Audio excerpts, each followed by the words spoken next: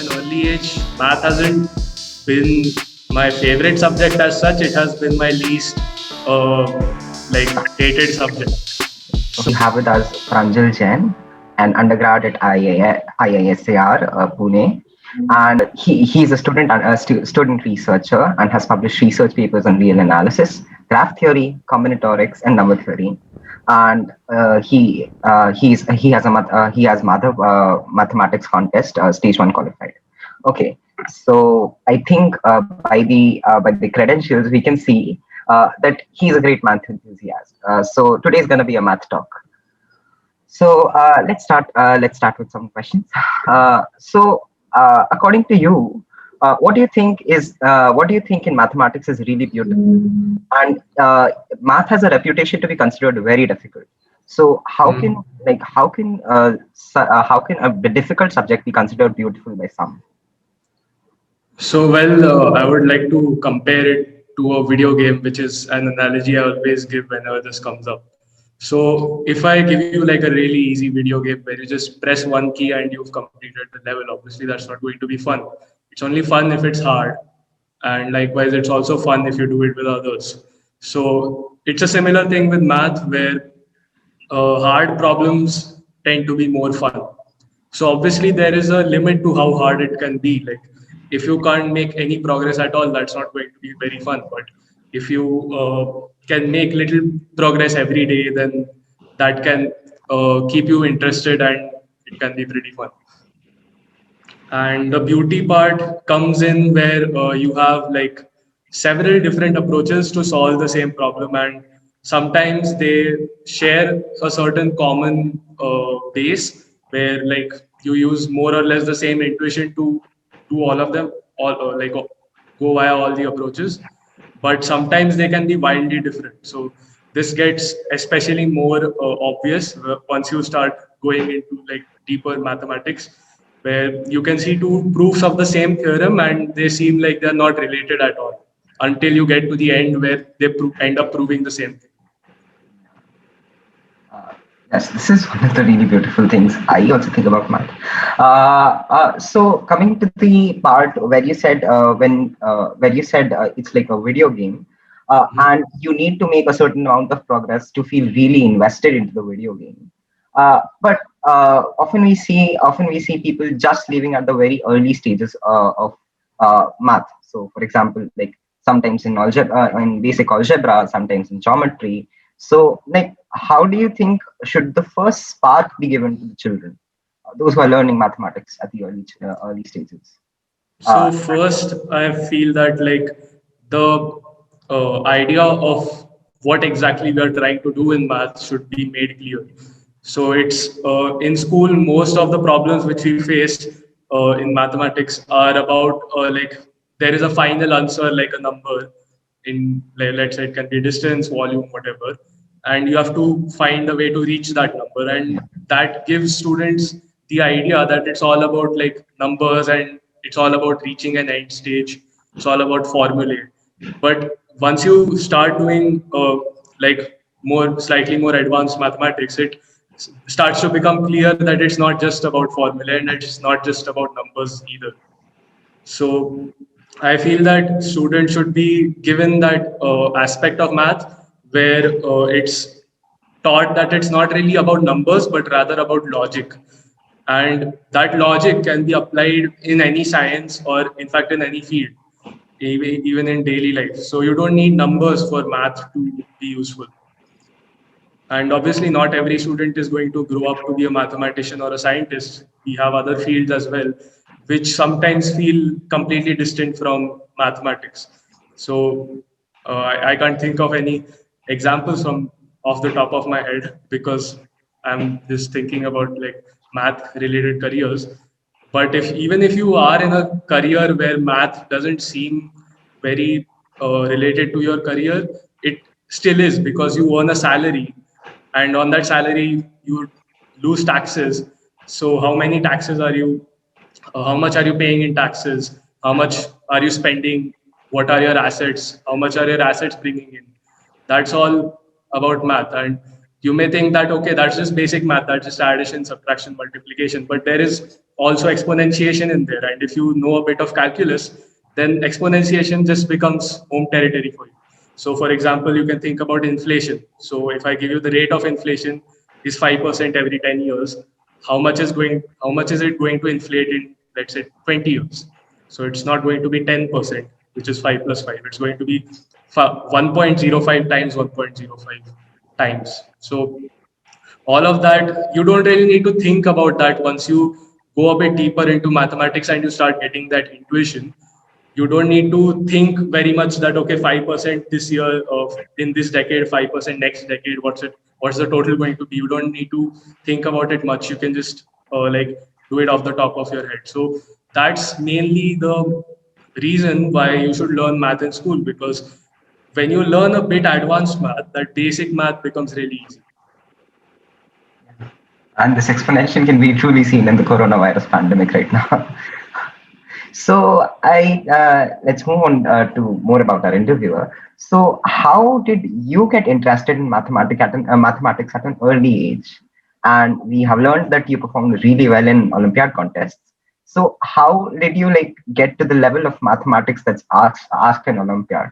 And like, how did you arrange it? How did you start preparing from it at an early age?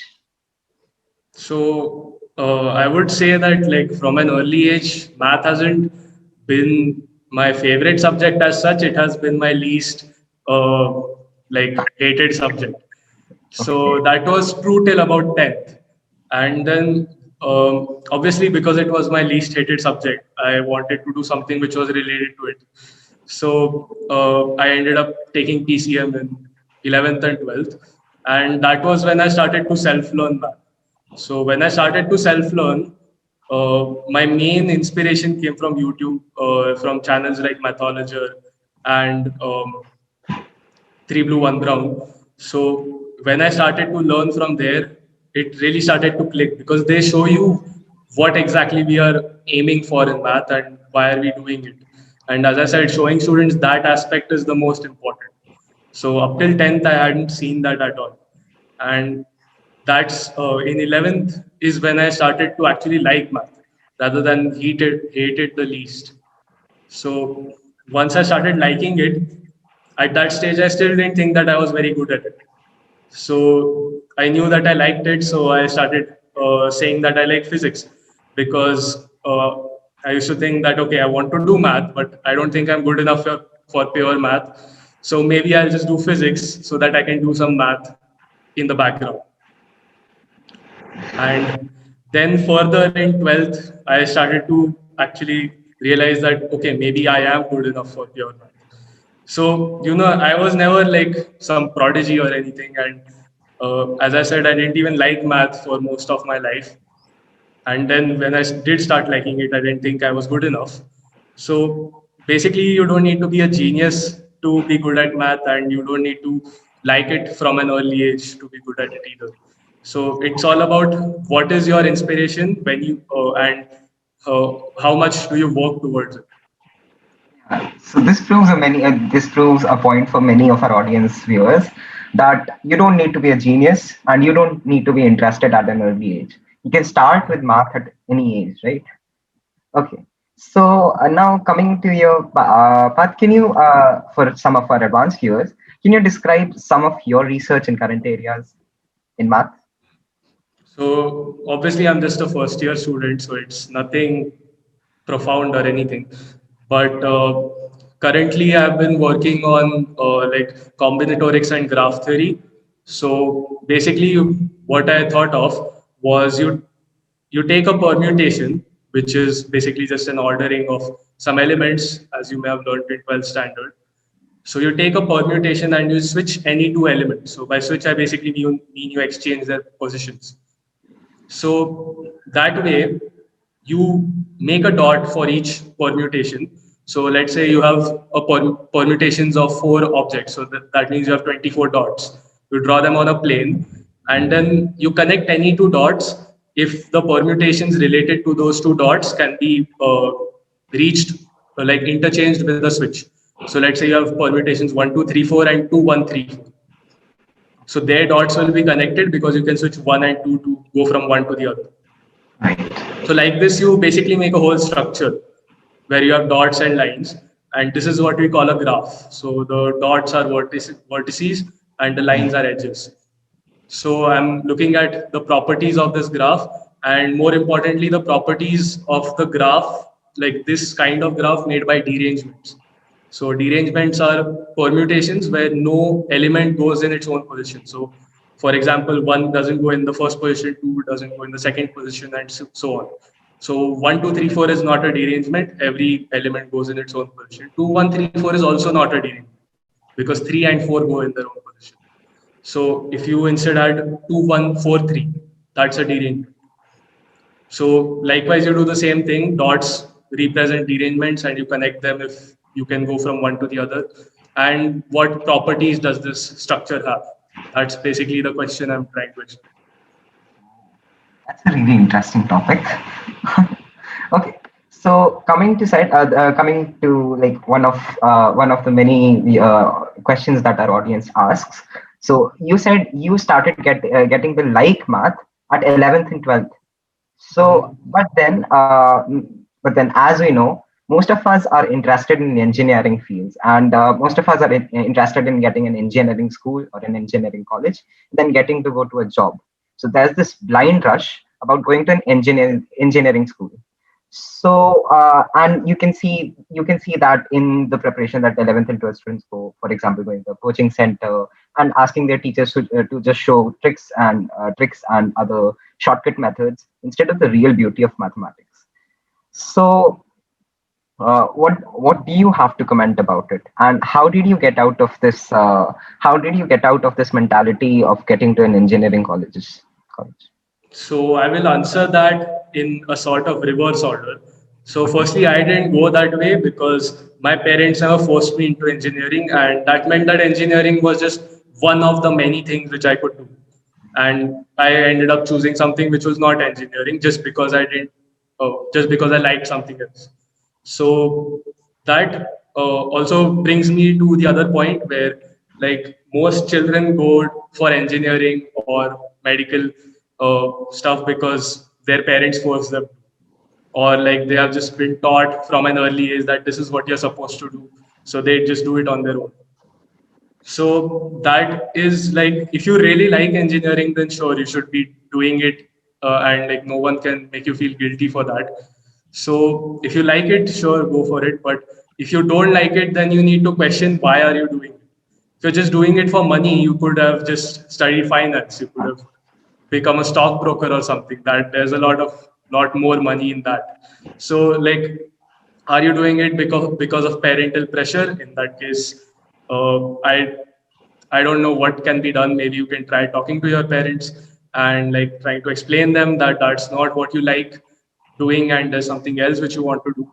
So like it can be because of various reasons, right? So ultimately you just need to ask yourself, why are you doing whatever you're doing? So either you like it or you're doing it for the money, in which case you have better options. You don't need to do that. And you just need to like think about the reasons behind everything.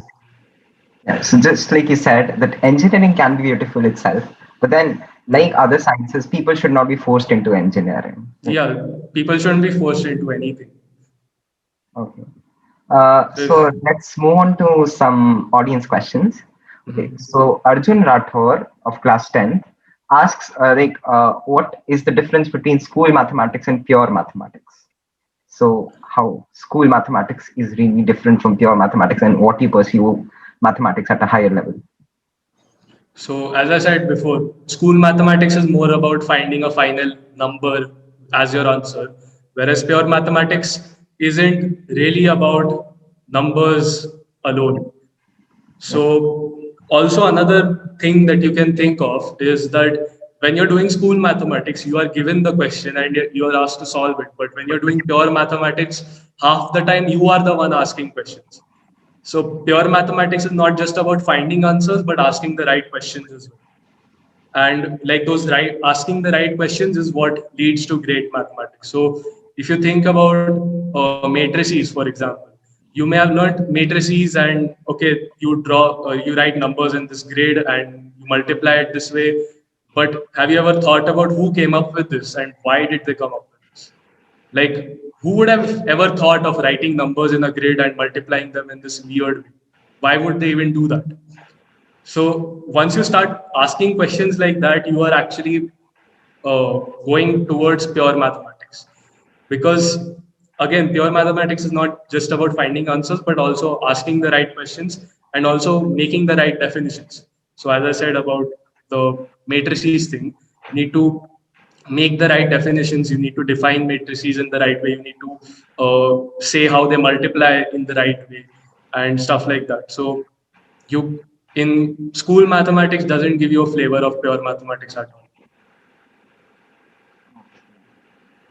So, okay, and now some of you are in, some of our audiences are now interested in where you currently study, a well-reputed IISER at Pune. So, how did you go through it, and how did you get through to IISER, and what did you do in your 11th and 12th for it? So when I was like when 10th just got over, I had started learning a bit of math and physics on my own for 11th and 12th. So that the main purpose for that was for giving the KVPY exam, because KVPY happens around November when the syllabus isn't complete. So I really wanted to like get ahead of the class so that I'll have completed my syllabus by then. So that is when I actually started self-studying, and that is one of the reasons why I got into math. So all that I don't like competitive exams, it turned out that competitive exams played a big role in how I ended up liking mathematics. So it's not all bad. You have to take the good and bad. So that's when I started studying on my own. And ultimately, I didn't clear KVPY. I didn't clear the second in 12th either. But I ended up getting a good rank in JEE, and that's what I used to join ISER. That was an interesting one. Okay. So, uh, and like right now, I think I think that you said that school mathematics does not give a flavor of pure mathematics. So, what Mhm. kept you motivated, like throughout 11th and 12th, that you should be studying this type of mathematics and directly not jump onto pure mathematics? So first of all, as I said, I had started studying 11th and 12th stuff pretty early on. So in 11th and 12th, there wasn't too much pressure on me to study. So I only actually started studying in the last 6 months before JEE Advanced, and that studying was also just giving sample papers and all, and practice was enough to get me through those exams. So that's why like since there wasn't too much pressure on me for studying, I just used to do whatever I liked. So I started a YouTube channel, I started uploading videos, I solved problems from Putnam and all, and like those problems really give you a flavor of what pure math is like. So it's not still all the way there because someone else is asking you the questions, but it gets you there because the difficulty and the intuition, that all starts to come. So doing stuff on my own in the background and studying for competitive exams a bit every week or so, that was all I did.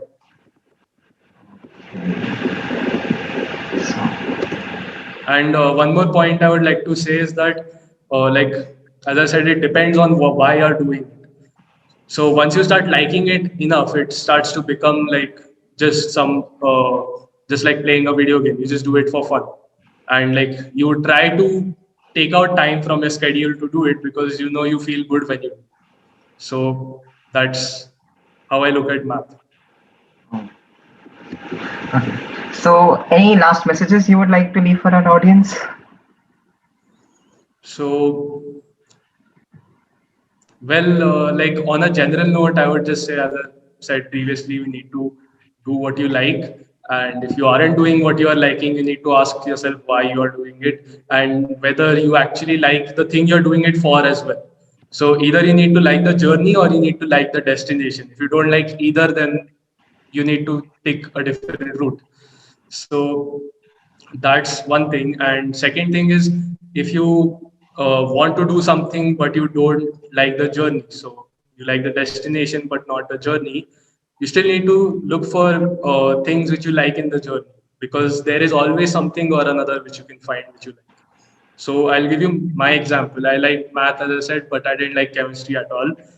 But still, I used to look at chemistry from a mathematical point of view, and actually that gave me some pretty uh, nice insights into mathematical things via chemistry. So that basically comes from the fact that a chemist thinks in a different way from a mathematician. And although it may not always be true, sometimes a chemist's way of thinking can turn out to be useful for a mathematician.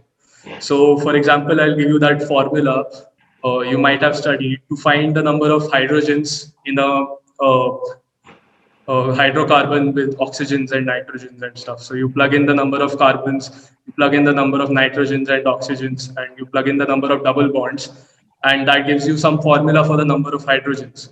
And that's also where the degree of unsaturations comes in. But that if you go on to study graph theory, you will realize that it's just a special case of a much more general theorem in graph theory, but the intuition is the same. So you can kind of just look at a like hydrocarbon, and you can tell that okay, roughly this should be the formula. And even if you can't completely reason it out, you should have an intuition that this formula should work. And that same intuition, you just generalize it a bit, and you get a big result from graph theory. So like that, you can always like look for things which you like in things which you don't like. So if you're doing something which you don't like because you like the destination, you need to think about like if I think about this journey from the point of view of what I like about the destination, is there anything which I can enjoy in this? So that was a really inspiring one. Try to question what you are pursuing in the first place, Yeah. and then you get even more motivation. Okay. So thank you for being with us. See you next time. Yeah, sure.